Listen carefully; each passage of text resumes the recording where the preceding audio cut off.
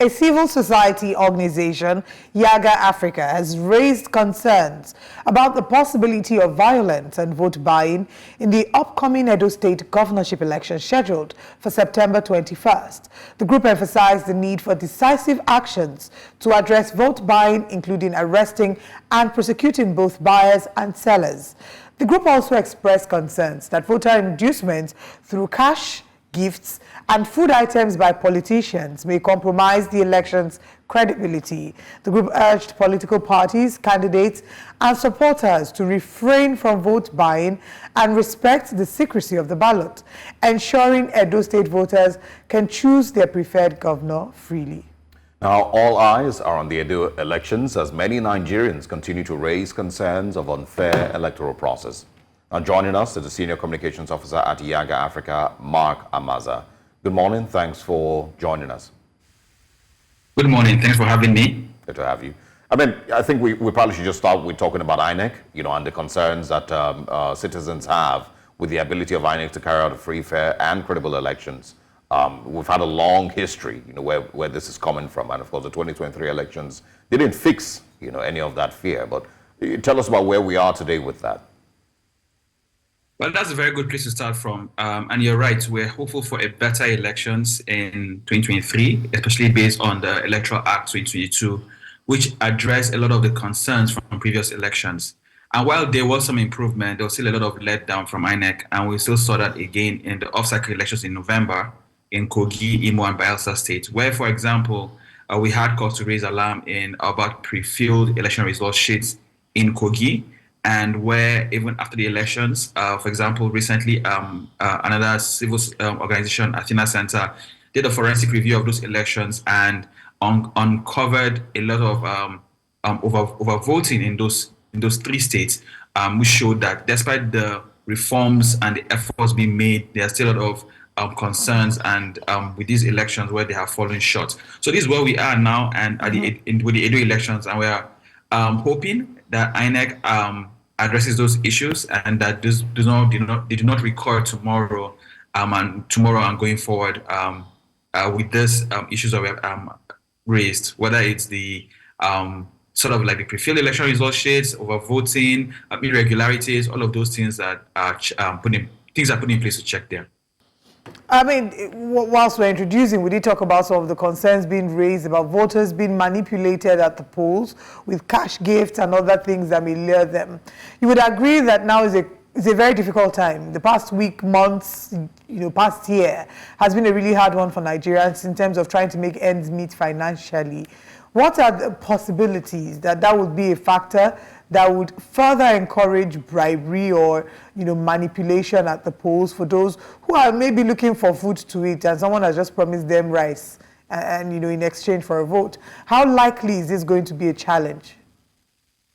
Unfortunately, it's going to be very, very likely. What we have seen again and again is that our politicians weaponize poverty, where, like you pointed out, it's been a very difficult past few months over the last year. And they take advantage of the situation it didn't start last year, to be clear. Take advantage of the situation to offer, to induce voters to vote for them. And it's rather unfortunate because when this happens, what the politicians and parties are telling voters is, we do not have confidence in ourselves delivering good governance. And then the feedback is a lot of voters will collect what they can now because either they don't have and they do not believe that the politicians will keep to their promises. We may sit down here and pontificate about the need to not sell votes and whatnot, but unfortunately, like you mentioned, a lot of people will rather just take what they can today rather than hold out for a tomorrow that may not come because they have a history of broken promises. However, it's also good to point out that vote buying is not just a moral issue, it's also a criminal issue. And like you pointed out in your newspaper review earlier about the EFCC putting in place mechanisms to arrest those who are caught vote buying, that's where the law needs to come into act, to apprehend those who are buying votes. We have seen some uncanny moves by politicians where they now try their best to induce voters before the election day, go on campaigning. We have noted in our election observation reports where they are now inducing voters days before election, even weeks before. But again, where where vote buying is seen to occur, to happen, those persons need to be apprehended. The persons buying votes need to be apprehended and prosecuted according to the letter of the law, according to the law, so that it sends a strong message that this is not allowed. But ultimately, our politicians need to deliver good governance, because that's one thing that will break this cycle of vote buying, where they recognize poverty in our country.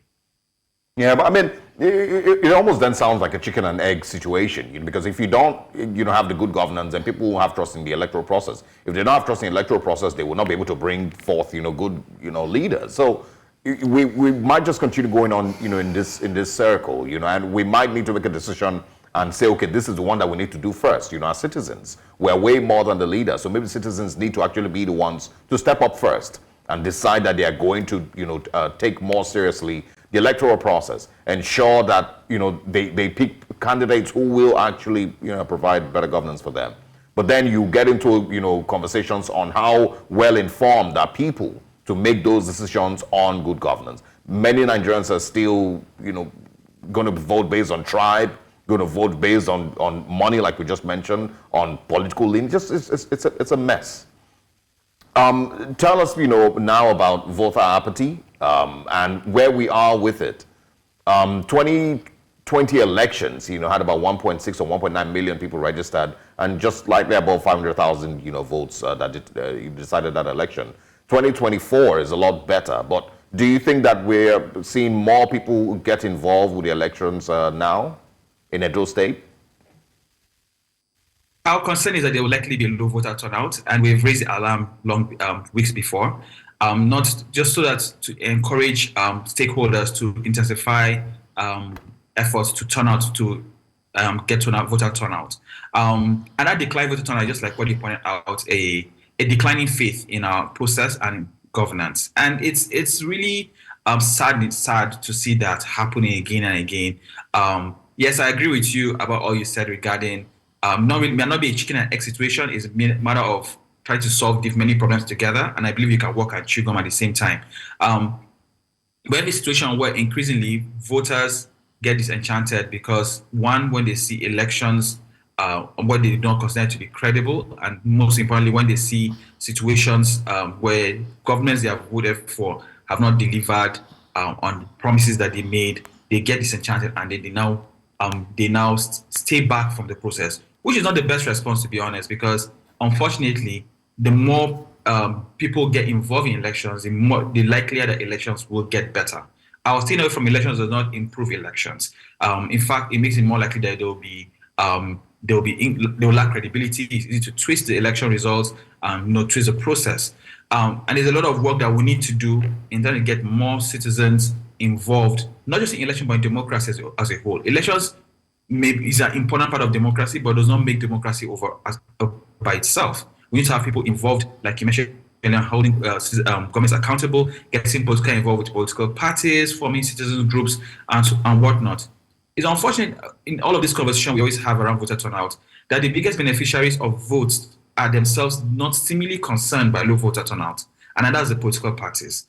We do not see efforts by political parties to go out and get more people to register to vote and more people to turn out and vote. Because, and here's the thing, when there are more people voting in elections, the margin of lead in those elections is wider. It means there are more votes in play and available for the political parties to benefit or to get.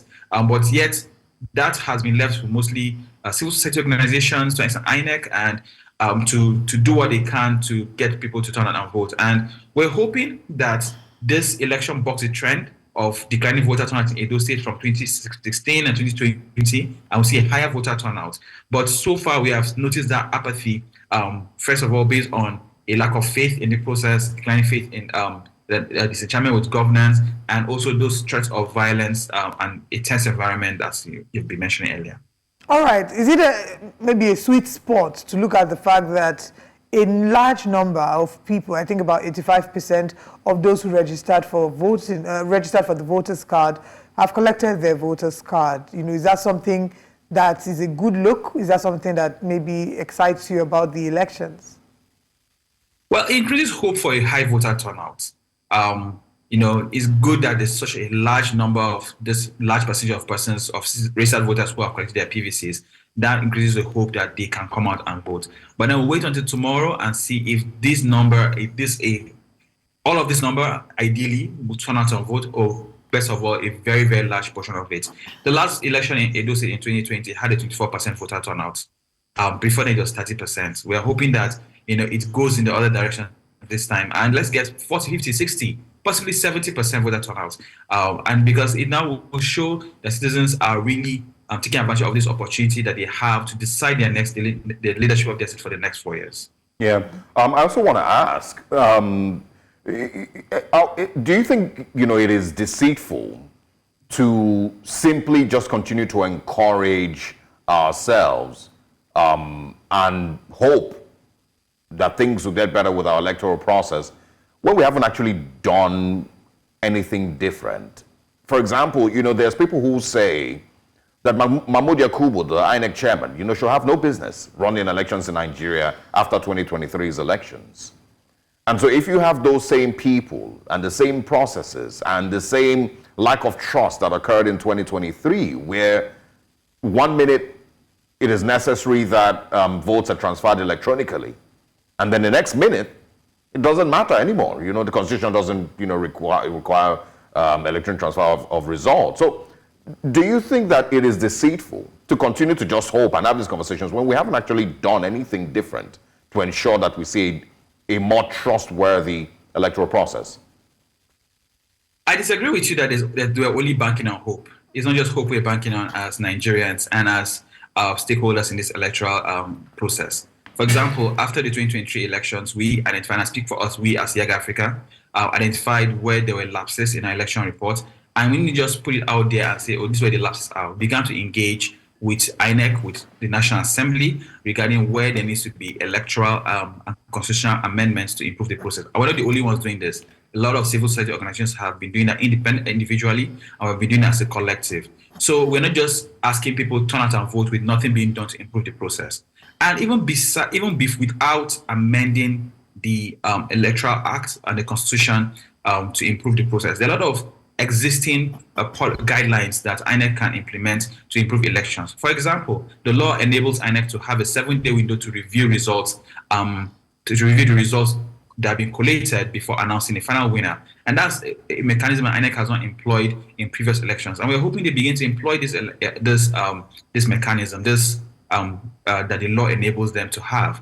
I made mention earlier on of a forensic review of the elections in Kogi, Imo, and Bayelsa State that revealed specifically to polling unit level where there was overvoting. Those are kind of the reviews that INEC can employ to say these polling units are not compliant to the Electoral Act and cannot be added to the final tally.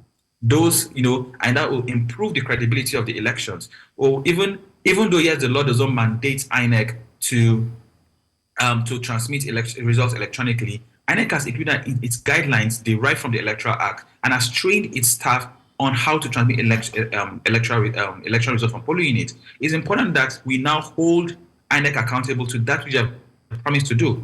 And not just transmit only polling unit levels, but even the EC8B, which is a collation center results, should be transmitted and put on the IREV so that citizens can see, because that provides another layer of accountability. So with every election, we always go into it, go out of it, review the elections and saying this is where there are lapses and this is where it needs to be improved. Some are just guidelines, are administrative, some need legal amendments, but all of those engagement continues to happen because reforms is not just an event. We do not want to keep waiting until the eve of the general elections and then begin to scream from the tops about what changes need to be made. But since we now have opportunities of off-cycle elections, we have one in Edo now, tomorrow. We have in Ondo in November. We have another one next year, another off-cycle election next year. All of these need to are opportunities for INEC to keep improving their processes and for us to drive home the need for necessary reforms that will now be taken in these elections. Yeah,